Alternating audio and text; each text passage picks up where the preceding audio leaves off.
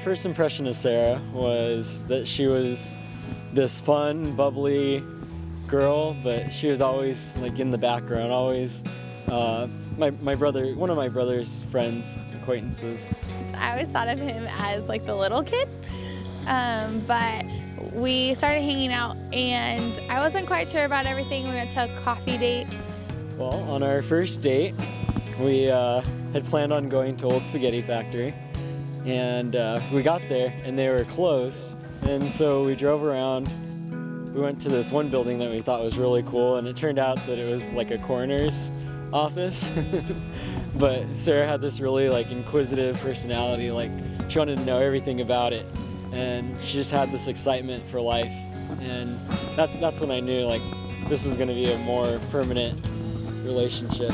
Our first date, I think, was to coffee. It had been our friend Josh's birthday, and we were hanging out, and he said he was going to come do homework with me in the box at school, but he forgot his book at home, and so to make up for it, he took me to coffee. And at first I didn't know what we were going to talk about because he didn't talk, and then we ended up talking for 2 hours, and I was late for my RA meeting, but it was great. I had just given up on relationships. I was done. I was just going to focus on the Army and school, and that was going to be it.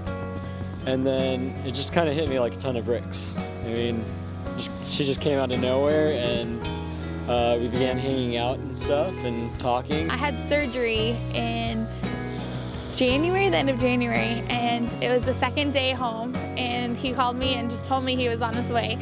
He'd stopped asking permission, and he just started doing things. And he showed up at my house with ice cream and movies and games, and that was the night that I realized he was a man that I wanted to date. I was at Fort Lee, Virginia for a few months, and I was praying about it, and I was having my mom and a few of my friends pray about it.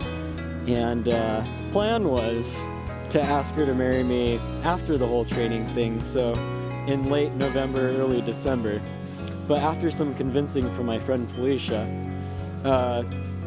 it turned out that if I was getting deployed in March, that I needed that month for planning. She needed that month for planning, right?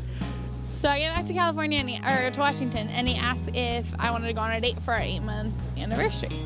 Right. And I was like, okay, 8 months.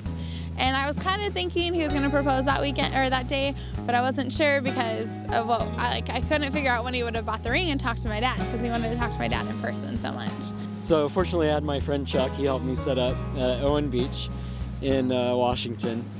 And so we set everything up, and then I go and pick Sarah up. So we get down here and we walk on the logs. Yeah, there were logs. So I was like, hey, let's go play on the logs. And then I said, oh, look, a picnic, which I had set up. And I looked over, and there was a gazebo set up with a table and 2 chairs and flowers. And he pulls out a peanut butter and jelly sandwich. Because we go together like PB&J. Chocolates from Godiva. Because our love's a sweet indulgence. And cheese and crackers. Because we're cheesy. I lift my glass and I say, here's 7 months, the number of completion, and here's to 8 months, the number of new beginnings. And I get on my knee, I pull out the box, and I open it. And he says, Sarah Trout, will you spend the rest of this crazy life with me? And the ring's not there.